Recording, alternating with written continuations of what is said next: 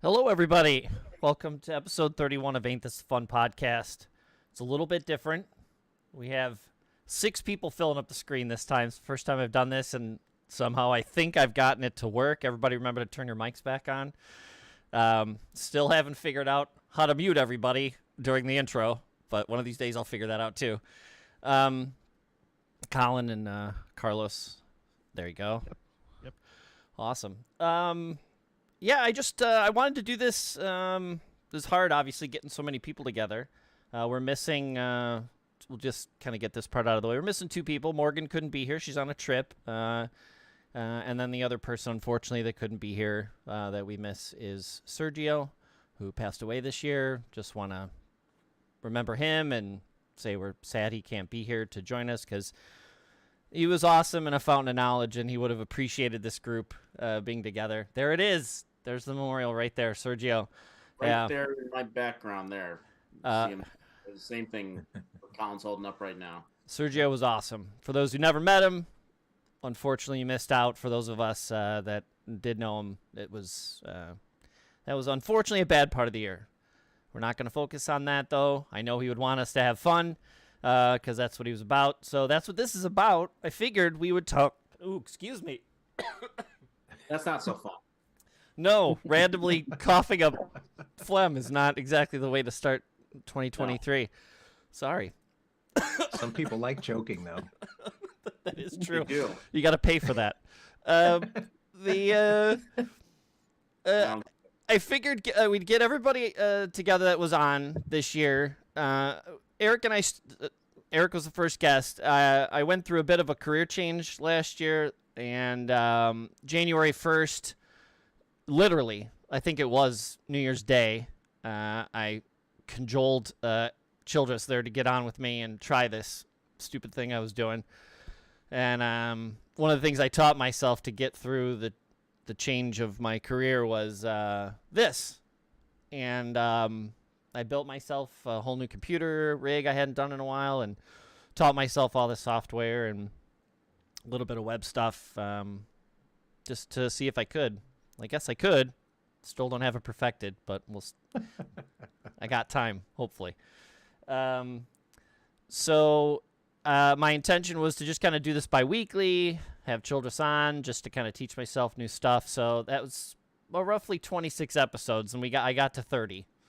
And I then cajoled the rest of you into doing this silliness with me, which I appreciate. And that's another reason I wanted to do this like this, was to say thank you to everybody for humoring me with this stupidity, and joining me on this quest to find some joy in an otherwise bad situation all around for a lot of people, getting out of the end of the pandemic, and then my career change and stuff. So I just want to say thank you, truthfully.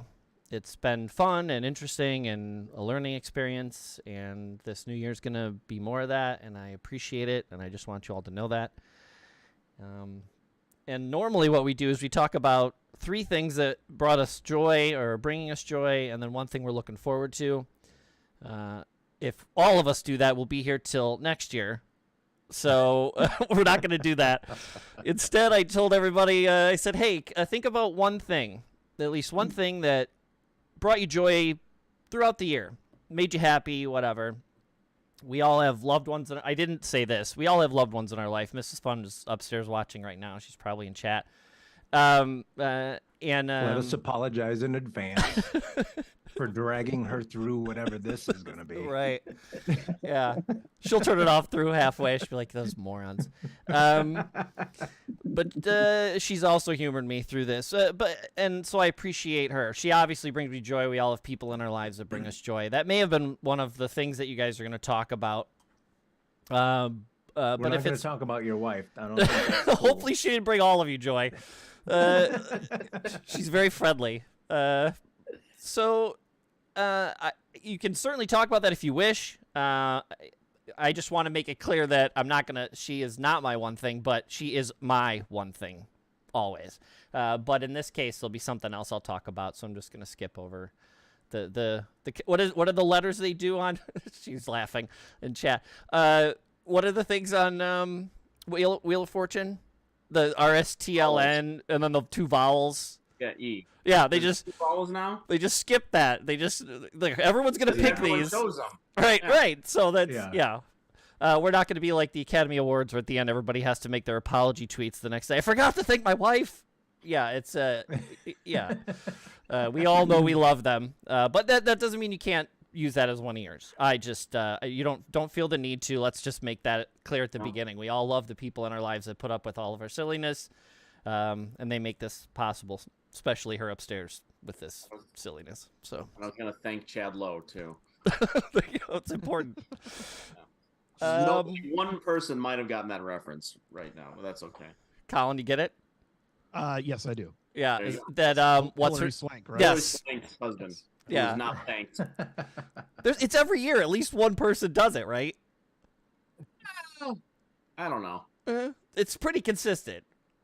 That's what the one guy that just won an award. I can't remember his name. He did it too. Forgot his wife after like a 10-minute speech. Had to apologize the next day.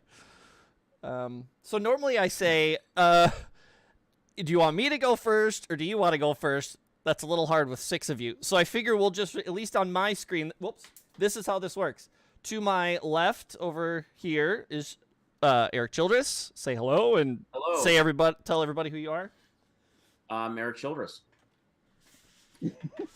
And go. I host the Movie Madness podcast, and I co-host another podcast called The Friendship Dilemma with Morgan Geyer, who is unfortunately not here today. And some other things I do too, but that's the general gist of it. You don't talk about those publicly, though? No, I don't. Why would I want to pre-profile my podcast? To my right on this screen is going to be Collin Souter. Yep, I'm Collin Souter. I'm the co-host of podcast Christmas Movies Actually with my fiance Carrie Finnegan. And I also write for RogerEbert.com, and I'm in the Chicago Film Critics Association with Erik. Bottom, and then to my left over here is going to be Carlos Gomez, or Carlos. You can just say Carlos. Or Carlos Gomez. Whatever you prefer. I used to host a creative podcast called Sketch Zone, but I decided to focus on my own YouTube channel, youtube.com/coconutjustice, where I make travel films and I write and film short films that I think are good. And then I teach people how to do all the things that I'm doing too. There was just like that 5-part thing you did. 5-part thing. The animation. There's a bunch of things that are like broken down into parts. So I have right now the I'm child working book. right now I'm working on the kids book. But then at the same time, if you guys for whatever reason saw the Netflix documentary on Kanye West, the very first guy who wrote a diss track on Kanye West in that documentary, his name is Doug Infinite. He's one of my buddies, and I tricked him into following me along this thing where I have a cartoon character who hires me to make a music video for him. And Doug is in this universe helping the cartoon character write and create this song. So that's another thing that I'm doing. And I'm now in the middle of filming and doing special effects for the second episode of this short. Shut up. Siri gives me the anti-joy. She's always listening. She always cuts me off like I do John. Yeah. So anyway, I get myself wrapped up in all this stuff, and I attach friends to my silliness, kind of like Erik did. And and then I think I don't know. Erik and John went to school. We all went to school together, and we know that we probably paid too much.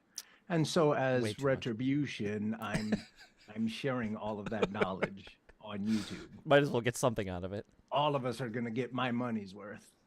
Someone better, because we aren't. Below me, right? Nice. Go for it. It's nice to know that, like, if I would have just waited like 10, 15 years, I could have just gone to the public library and gotten it all for free. Right. You know what I mean? Oh. Right below me is Caryn, longtime coworker and all-time friend.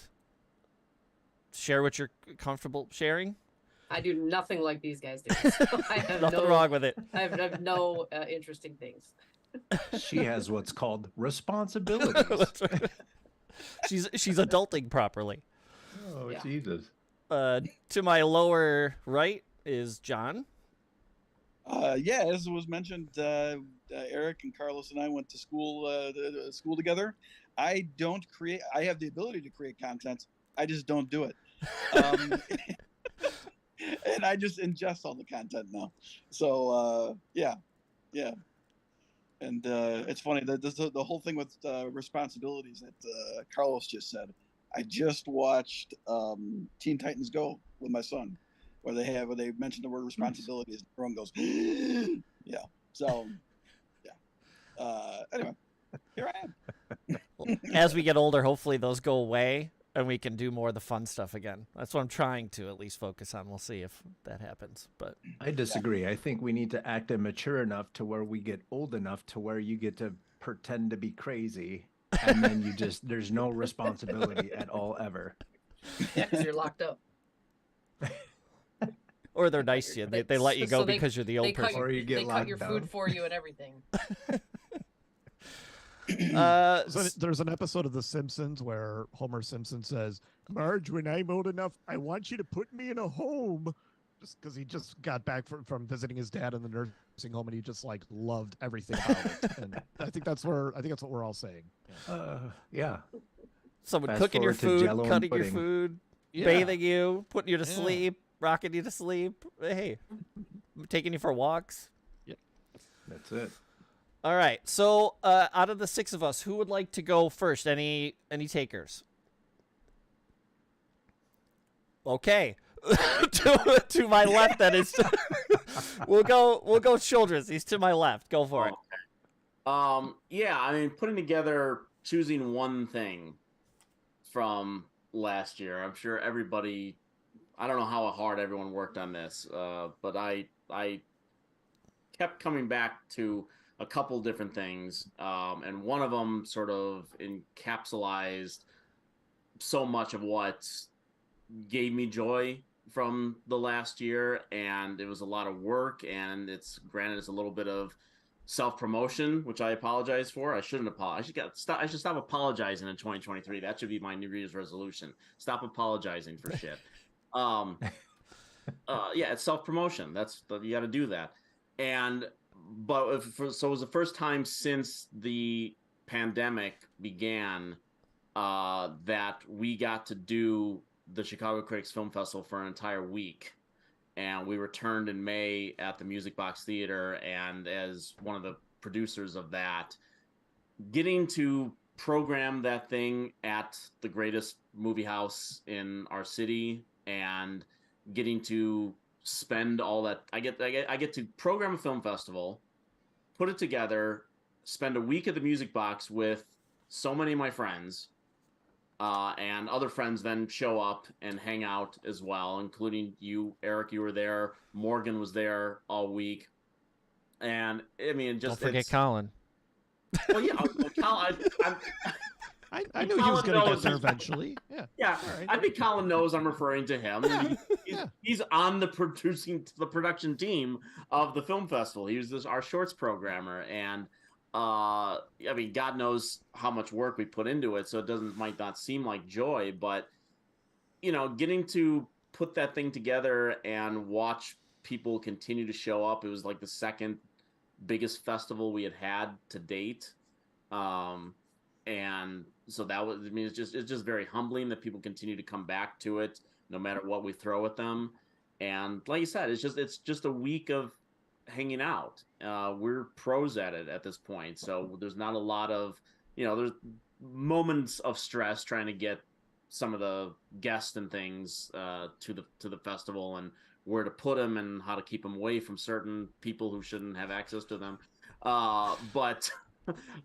But again, it's just hanging at the Music Box for an entire week and with my friends. That, to me, that's what it's all about. I mean, I could have chosen some great DVD that came out this year, or some other thing that happened on a single night, but this is an entire week, and that means the thing I'm most thankful for from last year. And yeah, I'm glad to do it, and people who show up to it, I'm just really happy about it.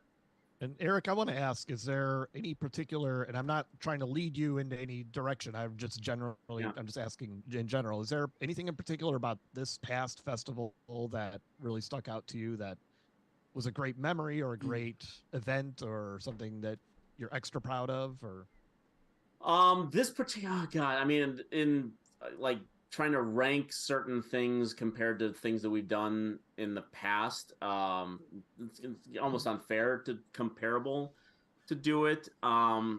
There was just, I felt more relaxed this year than I had at other festivals. And, again,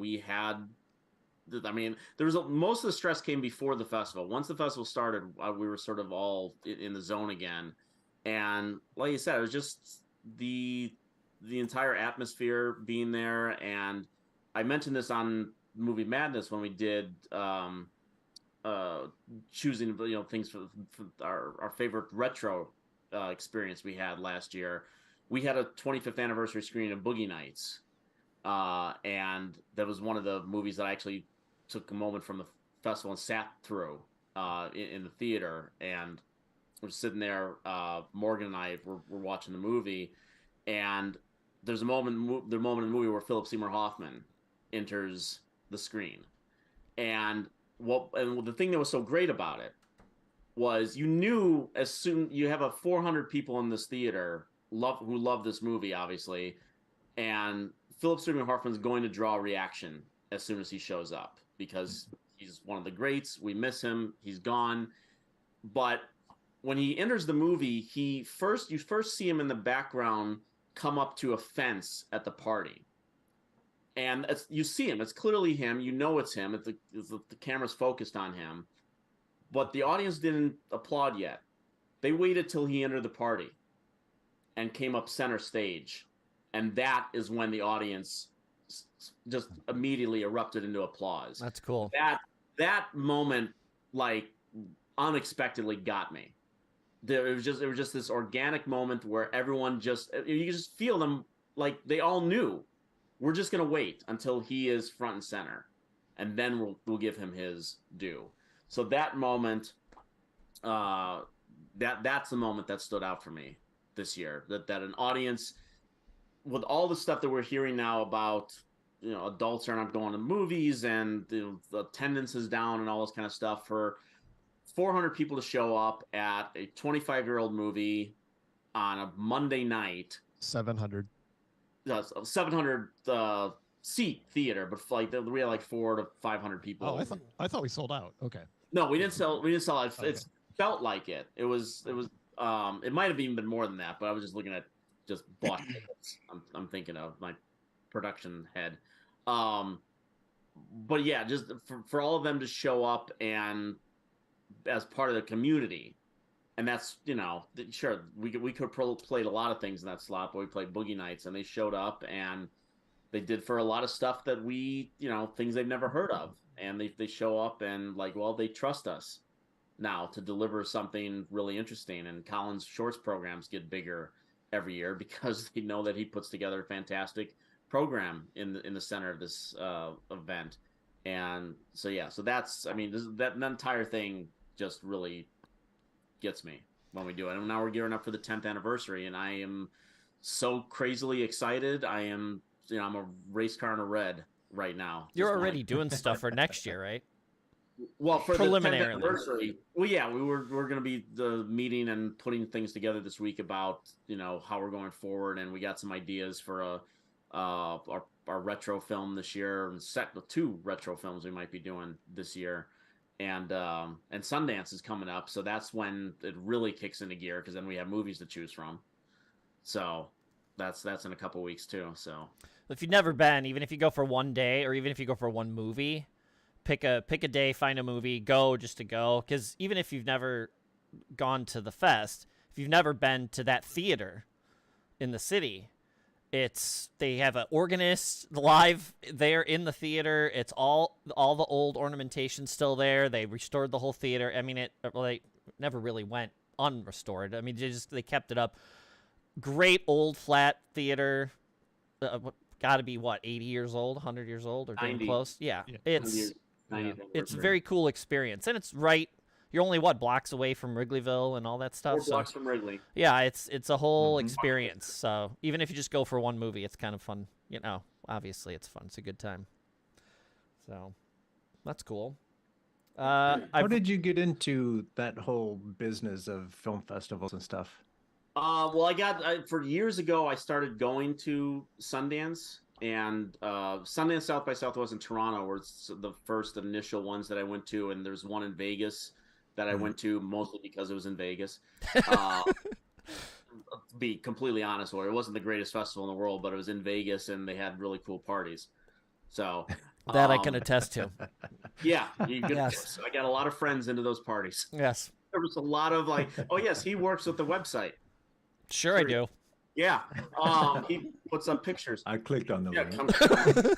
They didn't care. They didn't care. They knew me. They knew all the coverage that I gave to them. So they were just like, whatever, bring your whole family. We don't care. But yeah, so doing that for all those years, you go to a film and then I'm like the origin story of the festival now, but you go to Sundance, there's 100 movies to choose from. Obviously, you can't see 100 movies no matter how long you're there, so you have to schedule and pick and choose. And there were years where I'll go see this movie, and while I was seeing that movie, everyone across town was seeing the best movie of the festival. and I missed it, and I'm not going to get a chance to see it. I chose wrong. So after a couple of years of that, the whole impetus for this festival was, well, what if we programmed a festival that was just the good stuff? The stuff that we recommend, the stuff that we've seen, that we can put together and curate into 1 week, and we just tell people, here's your schedule. Just come to everything we got. We promise you it's all going to be worth your time. And we don't schedule movies up against one another. It's one movie playing at any given time. So no small movie has to compete with the big Hollywood or anything like that.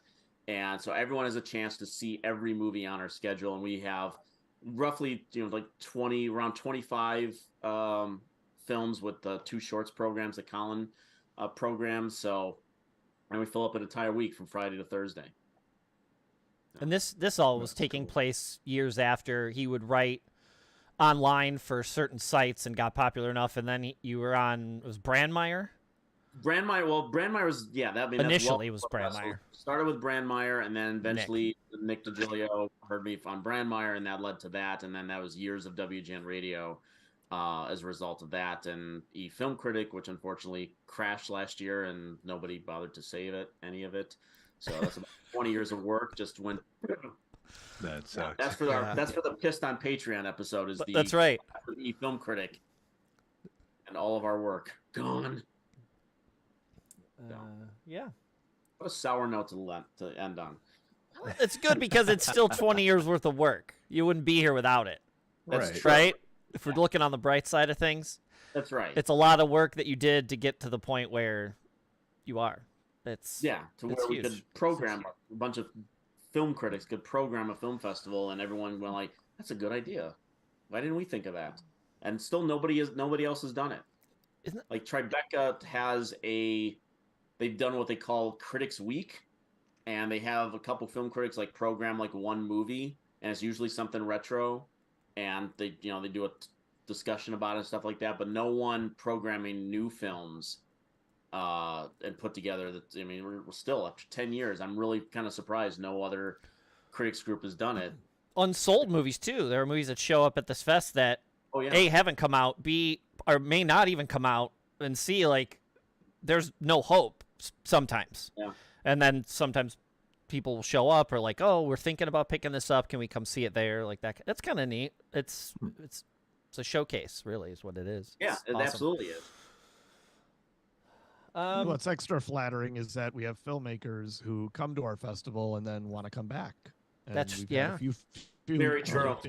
Great filmmakers who have come back a few times because they love it. So I don't want to I know, but name drop or anything like that. But there have been a number of people that we could name who come up to us and say I love what you're doing with this. Others obviously have come back. Others are looking to want to come back. We just haven't the stars haven't aligned and had a movie for them at the right time being released that we could get them back. But there's a lot of them that are still looking to come back. It's awesome. It's a fun time. If you haven't gone, you got to go. Cool. I'll put a link to everything we talk about here down in the notes, both in the Apple software. It'll be down in the below. Just scroll down. And on YouTube, it'll be in the comments section with links to just about everything we talked about. Randomly. May 5th to the 11th, by the way. Which day? May 5th to the 11th. May 5th to the 11th. Is those dates. Yeah. Okay. 10th anniversary. I randomly picked a name. And it's John. Oh. John is too. I just did this with my hand, and so you're next. Yeah, cool. No, actually, I was gonna request next because I never know when catastrophe is gonna hit with the kids. So sure.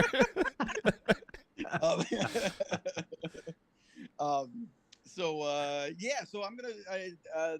One of the big things we did this year was something called Winterland, and basically what the powers that be over at Wrigley Field. What they did was they opened up the entire park. They opened up the entire park, and they basically put like a winter amusement park inside the park. I was not aware of this. Yeah, Dude, it was unbelievable. And it is so like outside the park, they put like a Chris Kindle Mart, so you could get like hot wine and pretzels and donuts and everything, and buy ornaments and all that type of stuff. And then you could go in for the tickets were $5, and then you could go in and then you could just kind of wander around the park and do things like a giant snow slide, or they had a train going around the park that you could jump on and just kind of take a whirl around that. And they had another like a whole tiny restaurant set up on the field where you could kind of get warm, and it was amazing. I mean, like going, but one, being a Cub fan, like being able to go on, go into Wrigley Field and be on the field and do all that I felt like the scene where Harry Potter first gets to Hogwarts and he's amazed. I'm just walking around like, oh my, like I'm looking at the scoreboard and I'm not in the stands. I'm like, I couldn't believe being a player and playing there for the first time. I like that was being that place being where I worked almost every day. So so it was incredible. It was and for for $5 you get in the park and you walk around, but then you could buy tickets to each of the attractions. So it was like $30 for a pack of like a dozen ride tickets. So $30 for a dozen ride tickets. Yeah. Well, and that included the entrance as well. So it's the entrance, and so it was like $30 a head, and you got all the. I'm sorry, it's 20 ride tickets and the entrance. Okay. Yeah. That's cool. Here's the key, though: the economy of it. How many tickets does it take to ride per ride? One. Okay. Well. Oh, even better. Yeah. So. No, but what he's not telling you is he had to put his kids on his back and like crawl around the entire park. That's right. And they had to give him Master all Blaster. his tickets. That's right, Master Blaster style on the back, and he's got to wear the metal helmet. Yeah. Yeah, so they had an ice skating rink in there, and the whole deal, and it was just you honestly might be able to forego the whole rides part of it, and just kind of walk around and drink and eat and whatnot, and it was pretty great. Is that the first time your kids have been in Wrigley? Oh yeah, for sure. So they haven't seen a baseball game there yet? No, yeah, Max is only 5. He's not even gonna. He understands what baseball is, but yeah, he doesn't. He hasn't even watched a Cub game yet. Okay. Yeah. That's not a Nintendo Switch. That's right. Dude, it's funny that you say that, because the other thing is Mario. Mario is just huge here. It's ridiculous. But yeah, so I have distinct. He hasn't been to a Cub game yet. Hasn't done anything Cub related, but he's been to the field and done that. The seed is planted. Oh, dude. I have There'll be many- distinct memories of my grandpa Molson taking me to photo day, it was called, at least 2 or 3 years in a row. And it was at Wrigley, and it was probably 2 hours before the game, and they would let you in, and then you walked out off the stands. They'd pop that little door over by first or third base side, and you'd walk out, and then all the baseball players like Ron Say and all those guys were like out on the field in different spots. Mm-hmm. And then you would walk to each one, and you could take pictures. So you got to walk on the grass and be up by the ivy and touch it and all that stuff. Like, they would never let you on the field anymore, shy of this, obviously. But yeah, that's a neat experience. That's pretty cool that they're that young and they've got to do that. Yeah, and the way they have it set up is that you go in and you actually walk like through the what do you want to call it? Like the outfield wall. There's like it's not a solid wall. There's like a walkway that you could go through there, and so it's almost like you're coming out of the bullpen.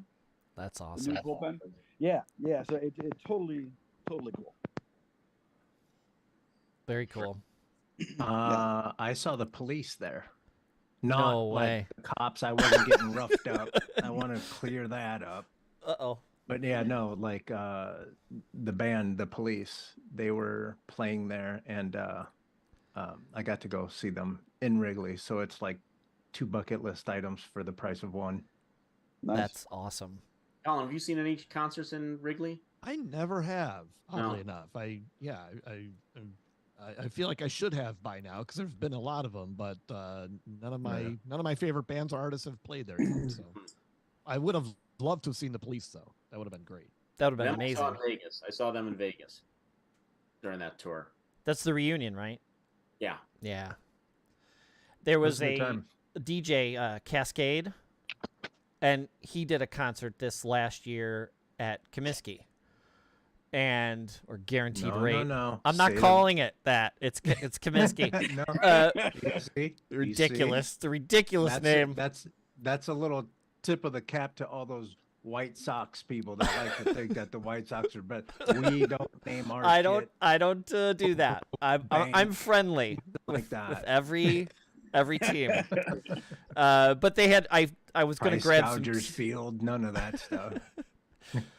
Technically, it's Wrigley Field. It's named after the gum. So I mean, It is, but that's way better than low guaranteed Guaranteed rate. rate. it's At horrible. least it's been Wrigley Field this entire time. That's true too. You're right about that also. Yeah. Um, Plus, But their yeah. logo is an arrow pointing down. I said the same thing when I saw it. It's the most ridiculous naming convention ever. It's the worst. Shy of the crypto.com was on what field? They did it and then they went out of business, so now they got the stupid name on the roof of the building and the business doesn't exist anymore. Shy of that one, I think this is the second worst name of any field ever. But Cascade had a live rave. And so they played the game, and then they turned all the lights off, and all the lights at Comiskey with the scoreboard and everything. They turned the whole thing into a DJ set for 2 hours with fireworks and everything. And I missed it. I was like, I want to go to that.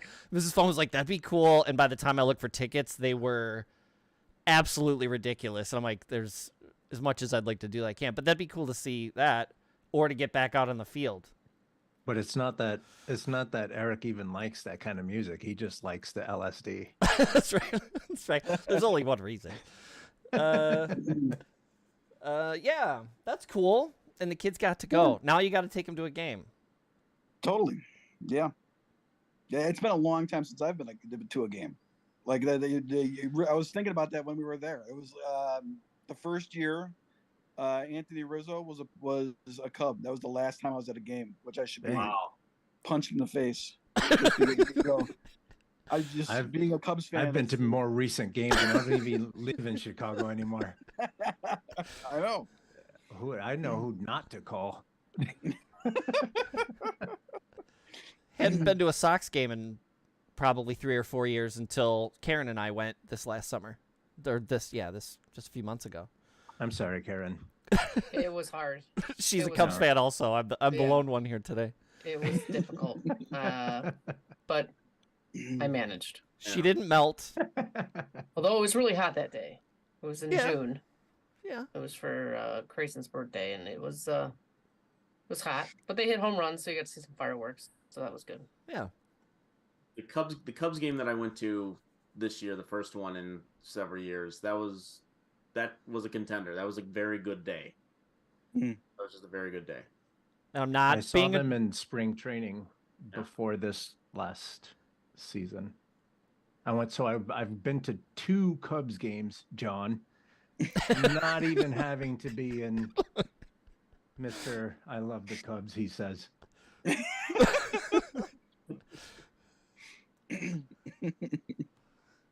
All right, next one on the list was randomly chosen. Colin, what you got for All right. us? Show me what you got.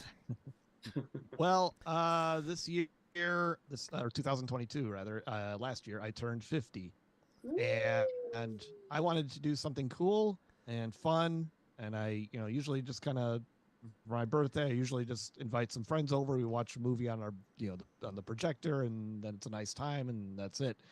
And this year there was a drive-in theater. I'm a big drive-in theater freak, and this theater in southern Indiana in Shelbyville called the Skyline Drive-In was doing this overnight, like 2 nights of horror movies on October 8th, on October 7th and 8th. October 8th is my birthday. That's a Saturday. That was a Saturday. And I thought this is perfect. Every time they announced another movie, I was like, I want to go to this because they were announcing some really great movies. They had Nightmare on Elm Street 3, The Thing, Videodrome, The Fog, Soylent Green, Chopping Mall. Chopping Mall's great. Yeah, I mean, don't you want to see Chopping Mall at a drive-in theater? Of course. That is the one with the robots that are patrolling the mall, right? Yeah. Yeah. It's ridiculous. George Romero's The Crazies, Soylent Green, The Thing, In the Mouth of Madness, Psycho 2. I mean, it's just like, oh my God, I want to go to this. So we got tickets, and we rented a van. We didn't take my car. We played it safe because my car is just small and ridiculous. So we rented a van so we could like relax a little bit. And we brought a tent because you could stay overnight. You can camp out at this theater and stay there all day. And they're not showing movies during the day, obviously. But the movies start at like 7:30, 8 o'clock, and they go to like 5 a.m. And people just camp out there all night and then just stay there all day or sleep during the day and then do it again the next night for 6 more movies. And that just sounded so much fun. It was not fun when we got there because we got there a little bit late and on Friday night, and it was freezing out. This was like the first weekend in October when I think this happened in Illinois too. Like just everybody, we just like had our first frost. Like it got down to 30 degrees. So like that sucked. And I was not in a good mood on that Friday night. And but we saw some cool films, but we and we brought our little portable radio that we brought into the tent with us when it was time to go to bed, and we could fall asleep while listening to the radio transmission of the movies that were playing. So we fell asleep listening to In the Mouth of Madness. Sure. Yeah, and Psycho 2, I think. But then the next day, on my actual birthday, we got up like 8 in the morning, and this drive-in they have it together, man. This is like one of the best drive-ins I've ever been to. They had a great breakfast menu. Not many drive-ins like specialize in like great food to go with their great movies, but this drive-in definitely did. I had some great biscuits and gravy and hash brown patties and coffee and orange juice. And they had tons of other stuff. And then we just kind of spent the day like walking around the place. Now that we can see it, it's daylight. We can see everything now, whereas the night before when we got there, it was getting dark and we really couldn't walk around and enjoy everything because we were just too frantically trying to get the tent up while the sun was going down and try to get food, and it was packed and crowded and everything. So today, so it was like on the actual birthday, it was so beautiful because it was like the sun came out. It was still cold, but the sun came out, and the whole place was just serene and quiet the entire time. And it was like nobody was trying to get a party going or blasting their music or anything. Everyone was just like, let's save our energy. Let's just chill today. We're just going to, people want to sleep. Says the 50-year-old. Yeah, because the kind of people who go to this are like people my age, and we're all getting up there, and we don't really have the energy anymore to like, yeah, man, let's have some beers and ride our motorcycles around. No, we're not there anymore. We just want to chill out and save our energy for the next night. And that's what we did. And it was just wonderful. You could just kind of walk around, talk to the vendors. There's all kinds of like, people selling horror memorabilia and everything. And the food, the concession stand was open the entire time, and they had great selections. Like for this weekend, they had special, special menu items like the David Cronin burger. That's nice. It's pretty nice. And on top of that, it was my birthday. So like, I'm with my fiance. She gives me, part of my birthday present. The other stuff hadn't arrived yet, but I got a couple nice Blu-rays. That's all I'm an easy person to please. And then, we watched Shopping Mall and Nightmare on Elm Street 3 and The Fog. And then best of all, in between, there was a fake trailer contest. And I put together a fake trailer for this contest. And the parameters was it has to be a parody of an old science fiction movie from the 50s. It has to be like 1 minute or 90 seconds long, something like that. And I made one for a fictional film called Someone is Typing a Comment, in which a man becomes obsessed with after posting something online, he's watching the 3 dots as a response, and he's freaking out because he's getting all paranoid about what he wrote. And that's all it is. It's like a nice 90-second trailer, and it turned out really good. And it was fun to see that on the big screen, with all these other really fun trailers that other people made. I didn't win the contest, but I think people liked it. People responded well to it, and I heard some car honks, which was nice.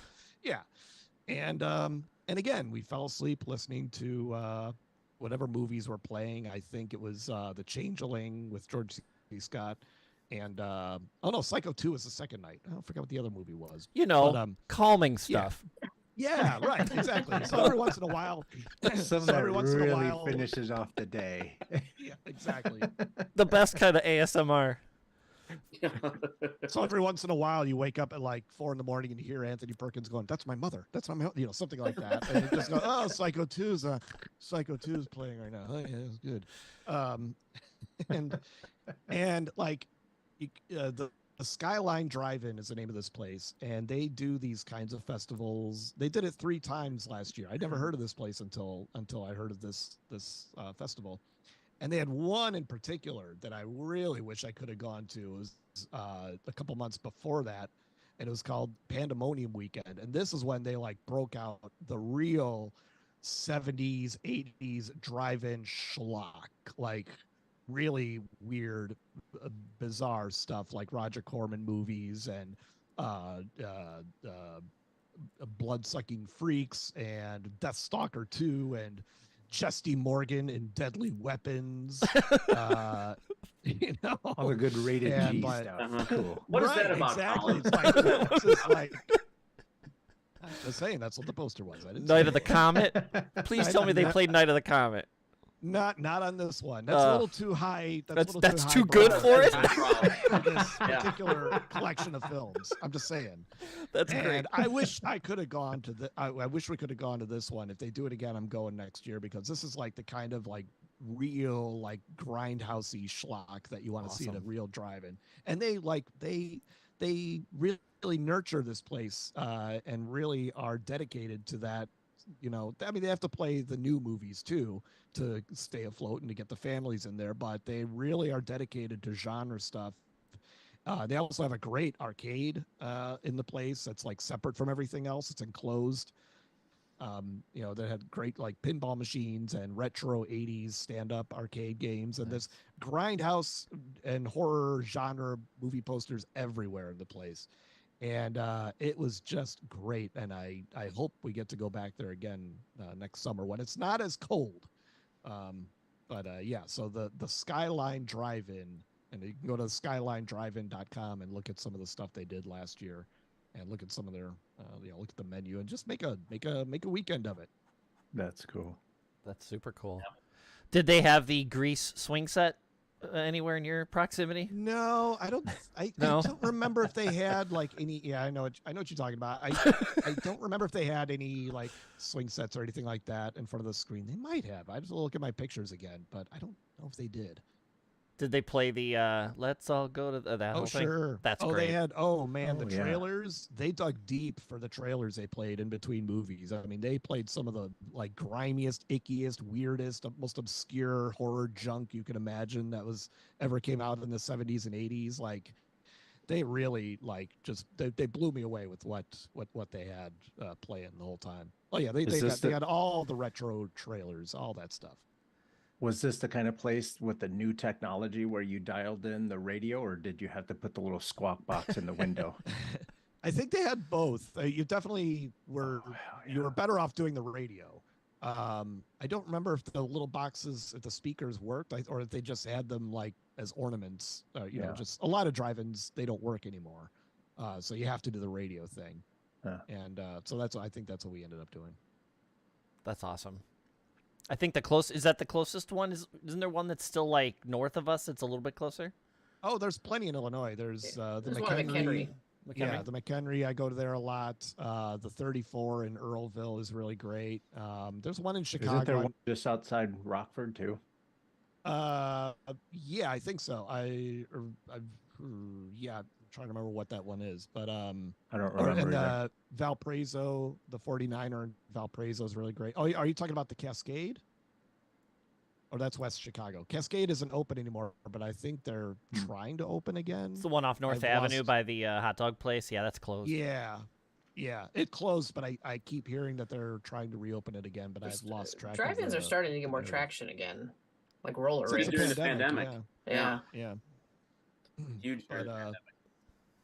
But only some do it right, and this is definitely one that is one of my favorites.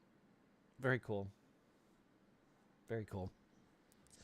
Next, drive-in movies are fun, and for the kids, an arcade is an Xbox that you walk into. Yeah, right. Yes, exactly.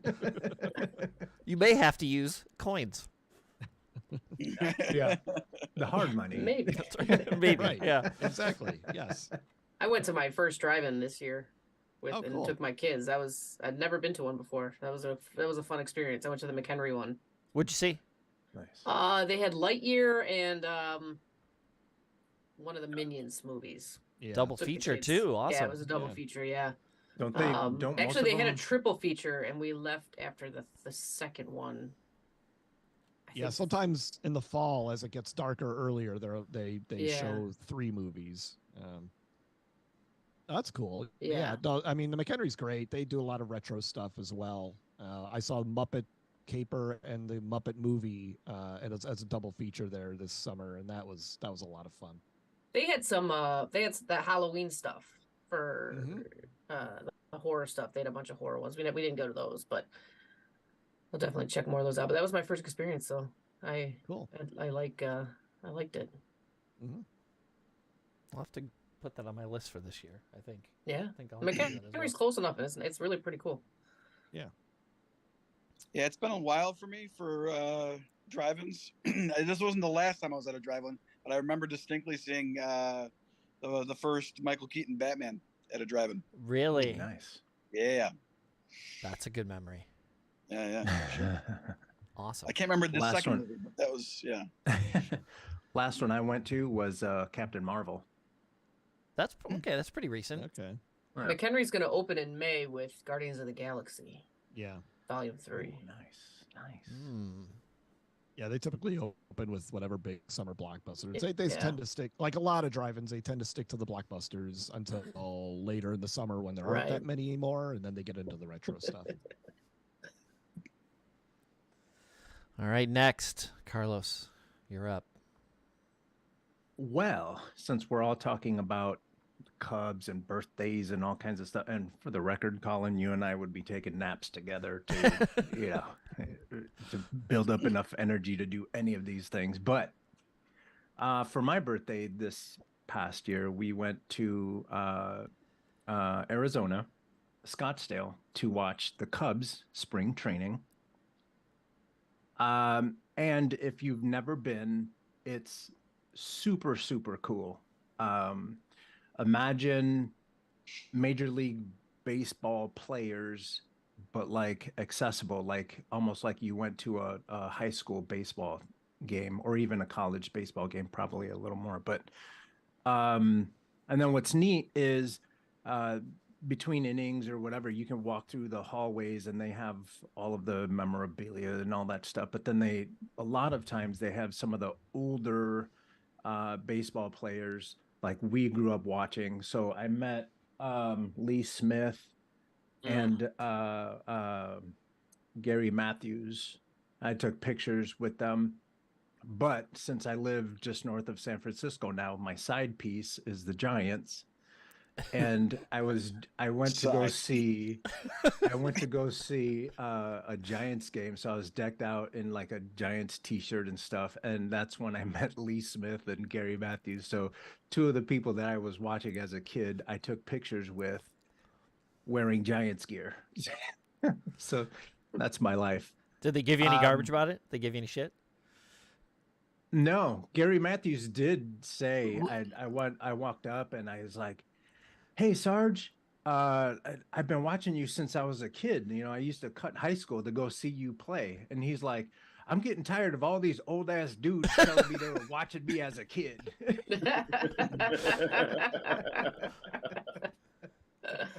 That's But awesome. you were good, Gary Matthews. His first team, Giants, for a good number of years. Yeah. Yeah. And then after I got a baseball signed by Lee Smith, he got inducted into the Hall of Fame. So there's that That's level right. of access? Like, Oh yeah. yeah. Ah, That's I bet the awesome. Baseballs are over there. But yeah, like, and then, you know, if you're a kid, obviously they're going to bend over backwards for you. But yeah, like, there was another situation, not this last year, but the last time before that I went. We were at our hotel room and they had the hot tub, and I go into the hot tub and all these guys are sitting there talking about baseball and sports and everything. And then this guy is sitting right next to me and he keeps asking me questions about Chicago. And I was like, "Why do you keep asking me about Chicago, dude?" And he's like, "Oh no, because you know, through work, I'm going to be going there way more often. So I just want to know where to get food and stuff, the good places to get food." I go, "Oh, what do you do?" He goes, "I'm a MLB umpire." Oh, So I'm That's sitting there cool. like shooting the shit with an umpire. I was like, "Well, Nice. He's just casually, for work, I'm going to be heading there. yeah, No big Yeah. deal. yeah." But yeah, and then that time in Arizona, it's really super nice. The Cubs Stadium down there, Sloan Field, is gorgeous. The hot dogs aren't what you're expecting, but there's a Portillo's down the street. Now they have Giordano's out there too. And yeah, and it was a good time. Oh, and then I have to tell you guys my superhero story. I'm gonna embellish it a little bit, so I'll give you a little bit extra. So I had eaten something that took me down for the day, and I was just gross and vomity all day long. And eventually I was just like, "That's enough. I'm tired of being sick." So I get my dog and we go for a walk around this park. And I'm walking and I had my little earphones buds. in, right? The AirPods, right? And I see this dog running by and I was like, "Wow, it's crazy. Like people just leave their dogs off leash. That's crazy." I just keep walking. I see this lady running after the dog. And I look over my shoulder to see what's up with the dog. And I was like, "Oh, how cute. Her dog is going to go play with these two German shepherds." And then I see her panicking. So I take my earbuds out and she goes, "Those are coyotes. Those are coyotes." So I pick up without even thinking, I'm dumb. I pick up my little 12-pound dog like a football. And I'm like running at these coyotes, trying to save this lady's dog. And I'm running at these coyotes. "Get out of here, get out of here." And I look at my dog and he's like, "Righteous, yeah." And then I scare off the two dogs and they got so close to this lady's dog that one of their head was turned to the side and they were nipping at the heels of her dog. Wow.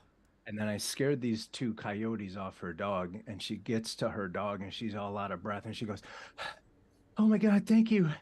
You saved me so much on vet bills." You did. I She's did. not wrong. So that's my superhero story. I saved this lady a bunch of money on vet bills. That could be a commercial. You save me so much money on my vet bills. Have And you that's heard just because of the Geico? animals. You got to watch out for all kinds of things: scorpions, snakes, all kinds of stuff being out in Arizona. Have you heard Oh, of yeah. Carlos Gomez Insurance? Saves you a ton of money on vet bills. That's right. And then if you like golf the way I do, there's plenty of golf to be had too. So you can go baseball game one day, you can go golf the next day, you can Save little doggies the next day. save little doggies the next day. It's But it got was to a good be time. weird golfing out in the middle of a desert in pristine green grass. And then you look over and there's Really. cacti and mountains and dust. Desolation. there's like skeleton bones out there. Clark Griswold's out there with his pants on his head in the sand. Prime real estate. That's right. Yeah. That's right. All right. Caryn.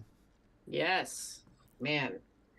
It was hard for me to pick one, and I don't know that I'm really gonna be able to. So I'm gonna briefly mention a few of them, and then I'll get into the one that really set me on. But all of them involve my kids because they're the ones that bring the most joy into my life right now. Just seeing everything through their little eyes. A couple of things that really had to, like, I got to take my son on his first camping experience with the Cub Scouts. I'm one of his leaders, and so got to see just how he just interacted and just loved going out camping at night and just really enjoyed that element. It was really cool to see him and just if you guys have ever taken someone camping, it's a lot of fun, especially seeing it on their first time. And then I got to see my daughter. I got to take her to her first professional women's basketball game. She plays basketball, and so we took her to I took her to a Chicago Sky game. And there's one time during the game, she like turned and looked at me because we'd seen it on TV sometimes, and she goes, "My eyes can't believe they're here right now, like watching this." And it was just so cool to see how excited she was watching my favorite player, Candace Parker, and Sue Bird. We watched the Seattle-Chicago game. It's two of my favorite players playing against each other. It was really cool. But the biggest thing that brought me joy this year, and if Eric, you know me a long time, Yes. You would have never, if you would have told me, 20 years ago that I would have been a cheer mom, I would have smacked you right in your face, told you to shut your effing mouth. I would have expected that. Happen. Shut your dirty mouth. And here shut your dirty mouth. Don't say things like that. But I am a proud cheer mom. My daughter, this is her second year doing cheerleading, but this was the first year because of the pandemic that they did competitions. And seeing my daughter, who's very shy, just really open up over the course of the season. You start to hear her actually cheer and move, and she was a base. So she was holding people up and doing all these really cool things, and her cartwheel, and then they won state. I didn't know that. That's awesome. Yeah, they won state in December. And so, so who's been an athlete my whole life, I remember winning things and just that visceral feeling you get when you like win a championship or you win like the high stakes game and just like you almost want to pee yourself. You're just so freaking excited. We were at NIU and they had all these teams from all different grades packed like sardines down there. It was very COVID scare. Just watching all these, I'm sure there was just viruses all over the place, but they were all packed down on the stadium floor, like on the court, and all the girls are huddled next to each other, and they start naming, and we knew we were just a few points away between this second place team. So when they called the second place team, we like almost 100% knew we had it in the bag. But when they played, they said the first place team, and just watching it, I videotaped it, and just watching my daughter scream and jump up and down. She had the tears rolling down her eyes just because you get that visceral feeling. But what was funny is when you play the video back, and I'll have to send it to you, you hear me screaming like a little girl. And when you play it back, people have made comments like that, like, "Oh my gosh, I didn't know your voice could go so high." And I was like, I was just so freaking excited, and just seeing that, it was just so cool. So the third grade Trojans cheerleading won state. That was really cool. So that was something that just brought just so much joy to me, seeing my daughter just really come out of her shell, really improve, and me embrace the cheer mom life. Well, congratulations to her. I did the high pony and everything. I do it better than my wife. The high pony. They Really? asked me. The coaches asked me, and Amanda, you can watch this. But the coaches asked me, "Hey, can you do the high pony again?" Because I did it for practice one day, and they're like, "You did it perfectly." And I was like, "I would like to make note of that, please." As someone with short hair. So yeah, I perfected the high pony and everything. So yeah, that's what brought joy to mine. It's just my kids, obviously. Cheer mom is not a description I ever would have attributed to you ever. No. I feel like I'm making up for that now because I'm coaching her basketball team. Sure. So I feel like I'm taking some of that back. And soccer, no, right? No, she's not playing soccer Anymore. Just she's just doing basketball Gotcha. and cheerleading, and then I'm doing Cub Scouts with my son. So Colin, I'm actually doing cold weather camping training. If you want me to teach you on how to camp in the cold, if you ever do something like that again, I've got some stuff for you. Okay, cool. No, I believe me, I layered up. I was just 3 or 4 layers of socks, like 4 layers of long sleeves, long underwear, jeans. I didn't take off a single layer of clothing when I got in my sleeping bag. Yeah, there you go. Yeah. It's See, my key to camping is not going. Don't do it. Yeah. I know. Well, it's when I was in the military. All my training was in the desert, and so we did a lot of hot weather stuff, but we didn't do much cold weather because it got cold at night, but we were we didn't sleep in tents. So now I'm doing this cold weather stuff. So I actually have next week, and I have to do my 3rd round before our overnight practical in February. No matter what the weather is, we will be camping outside overnight. Wow. And this is for Cub his Scouts. they go you Well, it's for Scouts. Yeah. So it's for Scouts. So right now he's in Cub Scouts because he's in 3rd grade, and then once he hits 6th grade, he would go to the Boy Scouts or BSA now. Sure. Girls can be in too. So it's for all of them, but for Cub Scouts specifically, they can't do any camping if it's less than 50 degrees. That's considered cold weather. So that would take out any of the spring months and any of the fall months. Even in Chicago, that's considered spring. Yeah, that's cold weather here in Chicago. Yep. So they need leaders to have the cold weather camping so that we can instruct them on how to do that. So it will open up our ability to camp beginning in April all the way till October. The Boy Scouts, the bigger boys, they camp once a month the entire year, no matter what the weather is. So they put you through like a full-blown certification process, like you get certified. It's not just like, hey, we'll kind of teach you how to do this. No, Wow. it's called Ukpik, which is cold weather. It's like an owl is the mascot, and it's 3 one-day practicals where you go and you learn about all the stuff, and then it's about cold. You're cooking in the cold. It's about learning about all that layering, what to do with your tent. So if it snows versus if it doesn't snow. If it snows, it's better because then you can pack it, and it actually keeps the heat in. But yeah, all this I don't like it cold. So I was like, I don't really know that I want to do this, and actually doing it, I'm actually like, this is actually pretty cool to know all this stuff. And I actually haven't been cold in any of the training days because they've taught you how to layer and do it appropriately. Sure. So I'm more than welcome to take you guys. Opposite your military career, my military career, they waited for the shit to get extremely cold and then they would send us to the field. No. So when you say all that stuff about taking the Cub Scouts, and all I hear is nah, overrated. Nah, overrated. Cold, camping in the cold is dumb. I have a beautiful tent. It's got like 2 rooms off the side. The center, you walk in, it's got this big double door. Like it's a really nice Coleman, like 3 compartment tent. And I cannot get Mrs. Fun to go. She will not go camping. I'm like, come on. We'll go camping here. I totally will go with you. You don't want that big of a tent for cold. No, right. But yeah, we'll go camping. I'll take you. Yeah, I'm like, trust me. Send me pictures. If you got the zipper, the bugs don't come in. Just leave your shoes outside. I'm like, I'll make the little room on the one side so she can have her own, like, no bugs or animals will get in there or whatever. She's like, what if this? I said maybe one day I'll take the tent and I'll set it up in the backyard. That way, if she gets really like I can't do it, she can just run in the house. And that way she doesn't have to. And I think she might be like misunderstanding that not every there is rustic camping. Like, sure.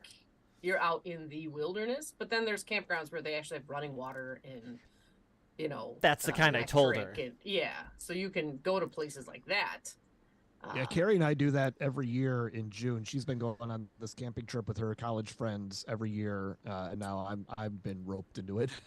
And But I mean, those campgrounds are Yeah. really well run, and they do have amenities there that are perfect for like people who just aren't hardcore campers or just casual campers. Right. Do they have homes there? Some of them, some places I'd will like have to go in the cabins. home. Some places will have cabins and Yeah. places like that. Yeah, you can rent the cabin. You want a glamp? Glamping. Dude,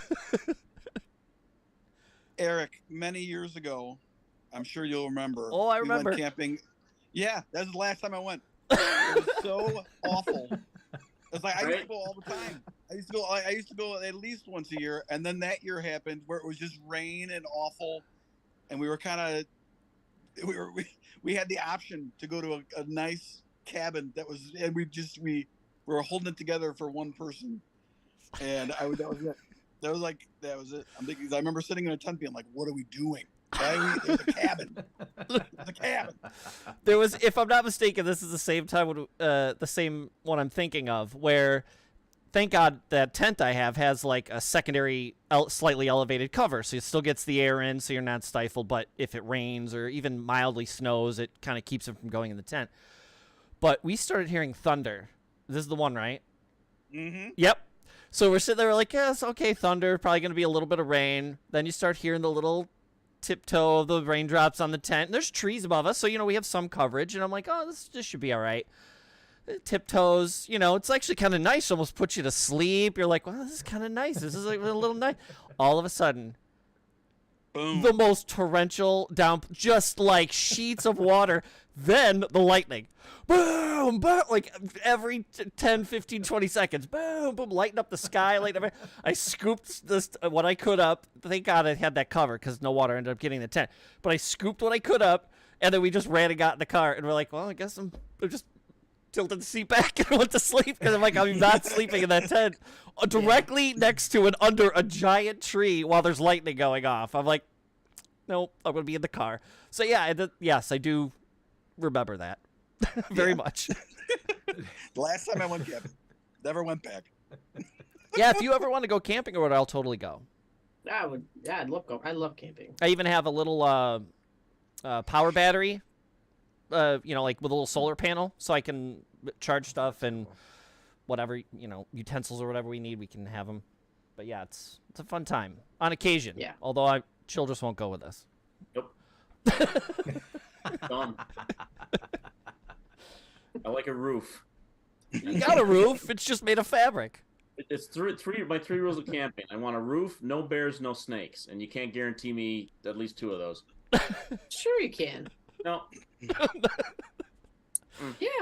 No, because if they bring me and they say, "Don't worry, there's nothing there," I'm gonna get my ass bit by a snake or something. Trust Nah, me. not at these places. Not if you go to a big campground. Doesn't matter. You forgot the factor. I'm there. By snake. Someone will ship a brown bear or a grizzly bear over there and drop it off right by the tent. Trust me, the Revenant. Well, All right, Eric, then I don't want you to come because I do not. Exactly. Want I snakes. just ruined it for everybody. Yeah, you're uninvited. Thank you. Thank you. Eric, you should. I mean, I know it'll be cold, but you should go camping over the next few weeks because the NFL playoff time, and there's definitely no bears. So. Oh, Well done. nice. Well done. Isn't your boy playing tonight? He is playing tonight. Yeah, he's playing tonight. Yeah. Go Detroit. There you go. So I saw a meme today. They said a snapshot of the game the other night from whoever was playing the Lions, and it was the Lions on the line of scrimmage, and on the other side was like a team of refs. Right. I didn't see the game, so I'm assuming the reference is the refs were calling a lot of shots against the Lions. Well, the game hasn't happened yet. The Packers-Lions game is tonight, Yeah. Okay. and the winner goes to the playoffs. Yeah. Well, depending on what the Seahawks do, and they're tied right now. So. All right. Okay. Laws, I hate to cut it, but I'm being Yeah. summoned. Go. Thank you again. For dinner. Thank you So, again. Thank you for Love you. You know that. inviting me. Love you. Nice to see you, Eric. Nice to meet you guys. Nice to meet you too. Nice to We'll meet go you. camping sometime. Yes. All right. Take care, guys. Later. All right, Laws, what's your thing? I'm gonna end this with I've talked about it a little bit throughout the year, and it was part of the impetus for even starting this was my year was strange, to say the least, without getting into it. And with my career, retiring and sort of changing, my life pretty fundamentally, it was pretty drastic and pretty crazy, and it was right at the end of the pandemic really isn't done, but, for the hard part of the pandemic. So through the pandemic and then throughout this whole year, the thing that I always go back to, which I was just talking about this the other day, like I've pretty much been doing my whole life, is video games. And the importance, I've been into movies my whole life. I've liked lots of TV. There's other things that bring me joy. Obviously, being around my wife and my dog and my friends like this. The pandemic made a lot of that other stuff harder. And then with the career change, it was drastic and hard and difficult in a lot of ways. And the one thing that, when you guys aren't available or, she's tired and has gone to bed, there's pretty much only me sitting in the room by myself, and there's either movies or whatever. And the thing that has been pretty much a constant in my life is video games. And the good part is there's, as some other people have said, there's never been a better time to be a fan of video games. You can be a gamer anywhere at any time in any capacity. There's phone games, there's console games, there's PC gaming, there's hybrids like the Steam Deck where it's portable but you can plug it into a monitor, or the Switch, which does the same thing. You can have it at home on a dock and play it on your television, or take it with you on a plane or a car ride or camping even, or whatever, just like your phone.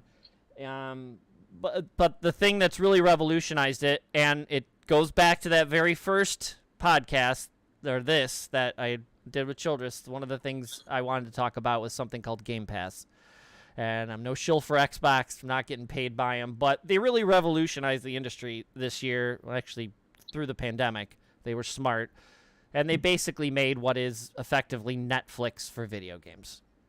And as long as you're an Xbox member, you pay your monthly fee just like you would Netflix or any other content service.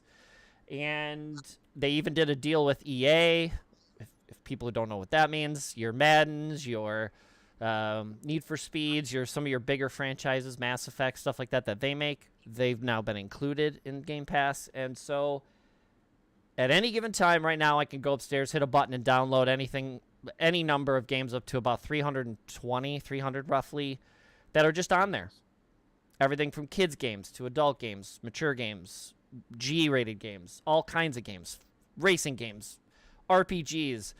I literally was playing one, I streamed it, where it's the 1800s and everything's written out in calligraphy font, and you play a man who does a book writing for the church, and so everyone's font is handwritten in a different artistic style as they type, and it's drawn like the corner pieces or the interiors of an old school book. It looks like stained glass, and it's called Pentiment, and it involves a murder mystery. No action, no fighting for the most part. It's a lot of decision making and talking and figuring things out based on what people are saying. So there's games for everybody, and everything from PlayStation, Sony, if you own a PlayStation now, does something similar. They have a PlayStation program similar to that. Epic Games on the PC, you can go there. Every month, they give away anything from 1 to 2 games on the PC. You don't have to buy anything. You don't have to give them any money. They just give them away. So you go on there, it's free, you hit the 2 big games, you put them in your cart, $0, you hit the download button, now you own the licenses to those, and you can download them from Epic Games whenever you want. 2 years from now, you can download them every single month. So by the end of the year, you have 24 free games. Ubisoft will usually give a game a month for the most part. Itch.io is a benefit site that does fundraising. I've talked to Childress about this on the podcast, where there'll be some horrible catastrophe has happened. A lot of these people who self-make their games, paper or video games, will put their wares up on itch.io, and they'll say, look, just donate whatever you want, and you get anywhere from 50 to 100 games. They're smaller games for the most part, or paper, like tabletop role-playing games, like manuals that they've made for their self-published stuff. But for whatever you want, $5 gets you 100 games. The Xbox does free play weekends. So we're in the middle of a weekend. Every weekend, even if you don't pay, even if you're not, I believe, even if you're not a paid member, they have free play weekends. So there'll be 2 games on the store that'll just say you can download those and play those this weekend. Obviously, once Sunday night hits, you can't, but it's free for the weekend. It gets you interested. You can try out new games without having to worry about spending $50 or $60 on them. And both PlayStation and Xbox give something called like Games of the Month or that kind of stuff. So it's very similar to what Epic does, but you have to be a member of the PlayStation or Xbox. And you go into the thing, and it's called Games with Gold on Xbox, and they just give you 2 free games a month. Some are not so great, but others you'll hit the jackpot, and it'll be a game from 6 months ago that everybody was talking about. And there's never been a better time. Caryn, who has left, she literally... she hasn't gamed for probably about a decade, and she said, what should I get for Christmas? I was thinking about getting one for Christmas. I told her my recommendations. She chose to go with an Xbox. So she set it up the other day, and she's like, oh, my God, this is so great. And I told her, look, you got to do the Netflix thing, especially if you have kids, so now they don't have to pay for anything. She's locked the system down so they can't buy stuff. But they just go on there, hit a button, and download stuff and try it, and they can play together.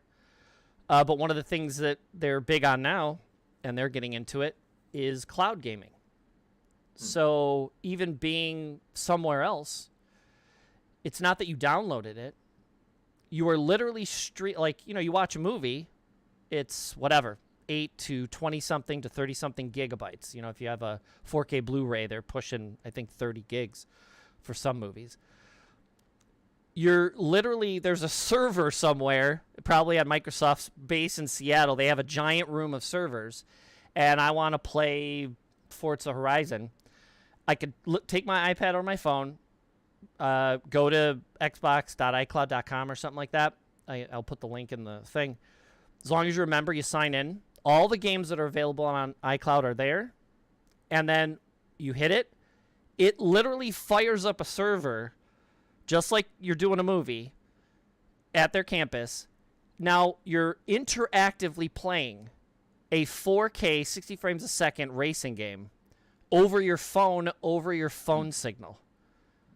It doesn't look 4K because it's on a phone. It maybe cuts out a little bit depending on your phone service and what kind of a building you're in and stuff. But I was getting my oil changed. I fired up my save and my copy of a game I was playing here at home, brought my save in, logged me in, started the game, and I was playing the game live while I was sitting in the waiting room on my phone with no controller, just using the touch screen on my phone. You can do it anywhere. That's And crazy. yeah, it's nuts. And with speeds getting faster and faster, whatever kind of conspiracy people think about 5G, it's only going to get quicker. And the fact that these phones now, the screens are OLEDs and 4K, and they're beautiful depending on, the brand and the one you have. Hell, even like Mint Mobile for $20 a month gets you unlimited data. It's like $20 for that, $14 for Xbox. You could be anywhere, basically in North America, and play a game with whatever you're doing. You got a break, you got lunch, you can bring your controller and Bluetooth your Xbox or PlayStation controller right to your phone or iPad, and you have a full-blown controller experience on your mobile screen. And like I know, Colin, when we were talking, doing the podcast, you mentioned, I haven't really done it in a while. I don't know. I said, let me know. I'll tell you maybe some games you might dig or whatever. That's the beauty. There's so many genres, just like movies. There's so many different things. I just told you, there's a murder mystery in the 1800s where you're this little like Monty Python kind of stick figure that looks like stained glass, where you're walking through a town, and everybody's speech, like if you're a high intelligent person, according to them, it's very fancy calligraphy, and it hand writes it as they're talking to you, and it looks beautiful. But if you're a peasant, and certain peasants, as they talked, their font was clearly not as nice, but they would misspell words.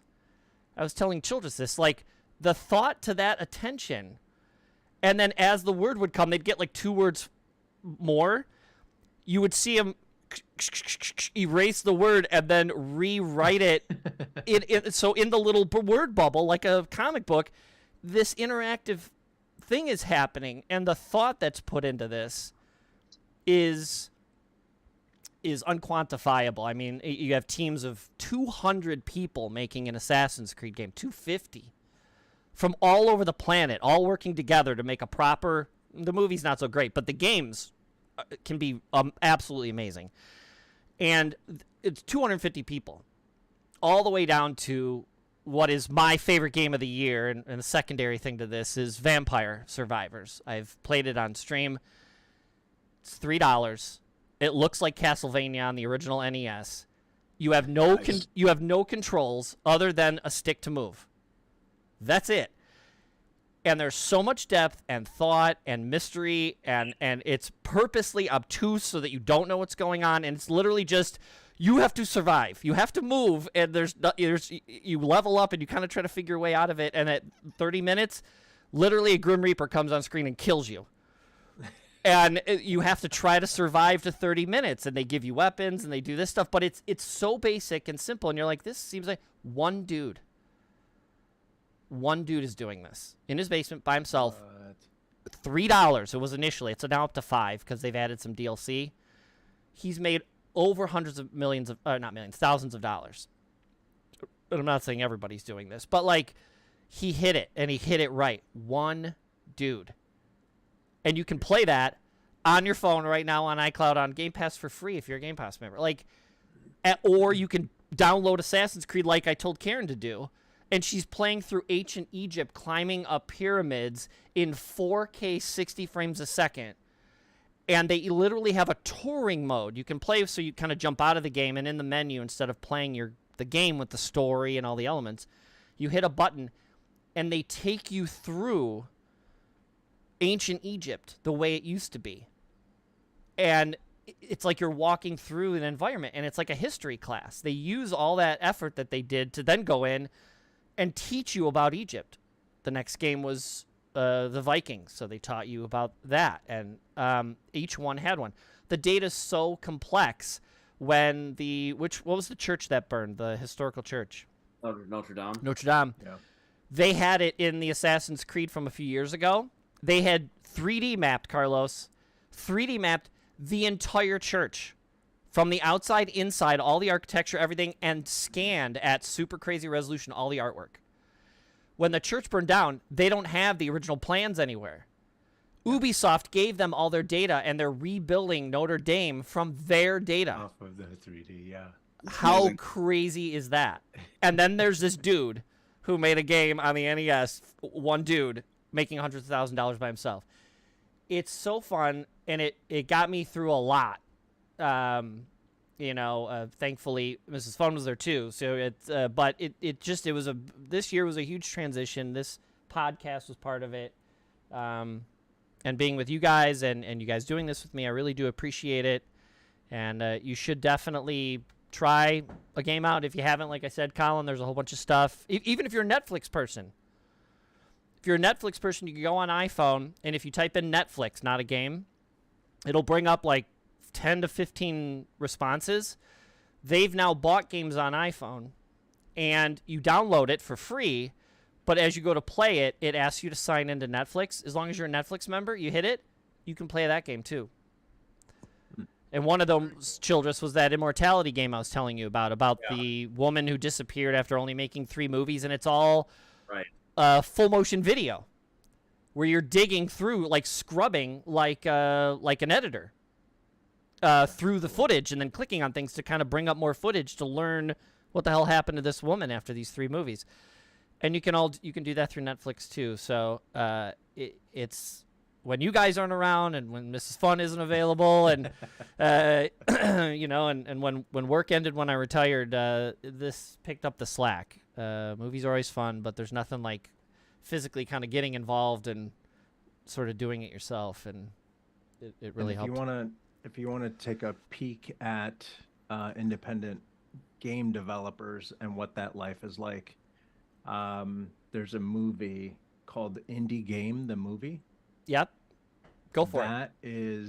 That's just a wonderful movie to watch, especially like back a couple years ago, I was working on a game myself, and that was the movie that I would watch to keep myself motivated. And because, when you go down that path, chances are you're not going to have a lot of friends. Working a lot. Yeah. So yeah, that movie, Indie Game, the movie, is a really interesting peek behind the curtain of making games, especially when you're doing it by yourself. It's it's fun. It's fun, and it's been something that without fail has brought me some sort of. I get angry when I play multiplayer games. Mrs. Fun doesn't like that, but other than that, games are good. They're good time's sake. I got her. She plays Animal Crossing, which I've talked about here. She loves it. I got her a Switch a couple years ago, and she just every day she has to log on and do stuff. But I found a game she loves decorating, and so there was a game called House Flipper where you go in. You go to a house. It's just rendered in 3D. It's kind of very basic, but it lets you break walls, put walls where you want, paint, put in furniture, and basically redeco an entire house and then sell it for profit. And then you can just pick another house, and it randomly generates another house out of 3D assets. And you go in and you redesign the house and sell it, blah, blah, blah. She now there's a DLC called Garden Flippers. You can add gardens to the outside. And then I told her the other day, I go, they made another DLC. She's like, what? I go, it's called Luxury Flipper. So now they have fancy furniture that you can redo, like sand it down and stain it and then put that furniture in the house to increase the value and stuff. She's all over it. And what was the spray wash game again? Power Wash Simulator.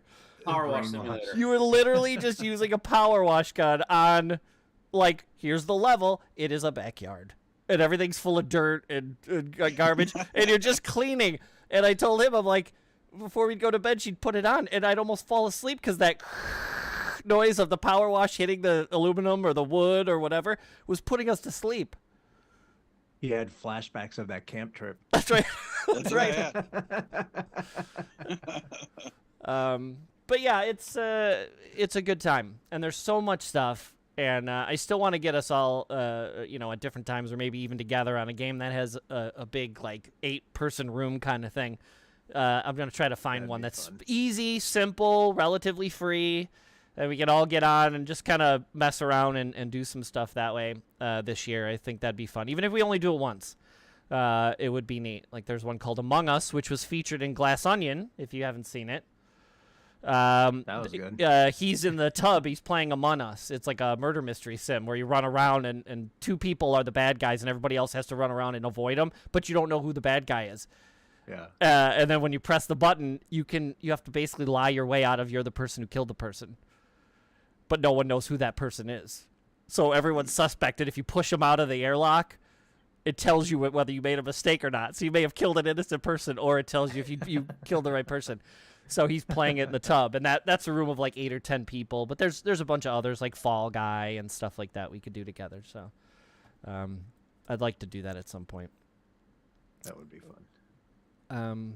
I want to thank you guys again. I really do appreciate it. This is the other thing that's brought me joy with all the changes, and I really do appreciate you participating because it's made a world of difference, and I really do cherish it. So thank you. Sure, it was fun. Of course, Thank you for the excuse. You know how long it's been since I've seen John's mug? Yeah. Not that long.